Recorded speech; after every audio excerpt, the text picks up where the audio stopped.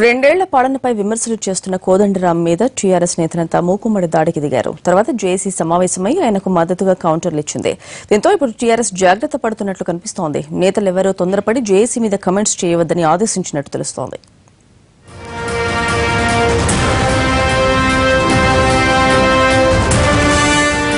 రెండేళ్ల టీఆర్ఎస్ పాలనలో ప్రజలకు ఒరిగిందే ఉందన్న ప్రశ్న కంటే మీరు దిగిపోండి అంటూ కోదండరాం వేసిన కామెంట్లు టీఆర్ఎస్ నేతల్ని మంటెక్కించాయి. దాంతో మంత్రులు తీవ్ర స్థాయిలో ధ్వజమెత్తారు.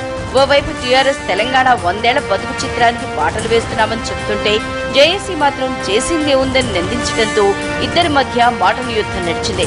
ఉద్యమంలో కలిసి పనిచేసిన వారు కూడా ఒకరిపై ఒకరు నిందలు వేసుకున్నారు.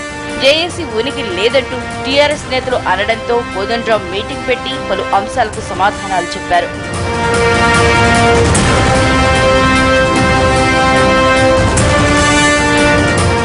ఆ వ్యవహారం తెలంగాణలో పెద్ద చర్చకు దారితీసింది. దాంతో ప్రభుత్వం అప్రమత్తమైంది. టీఆర్ఎస్ జేఏసీల మధ్య గ్యాప్ తో నష్టమెవరికి అనే దానిపై విశ్లేషించింది. ఆ క్రమంలో తెలంగాణ కోసం కలిసి పోరాడిన వారు ఘర్షణ పట్టడం మంచిది కాదన్న నిర్ణయానికి వచ్చిన గులాబీ బాస్ పార్టీ నేతలకు దిశానిర్దేశం చేశారు. జేఏసీ మీద ఎక్కువగా రియాక్ట్ అవ్వాల్సిన అవసరం లేదనే సంకేతాలు పంపారు. అందుకే టీజేఏసీ స్టీరింగ్ కమిటీ సమావేశం తర్వాత వచ్చిన అంశాలపై టీఆర్ఎస్ కొంత సంయమనం పాటించింది.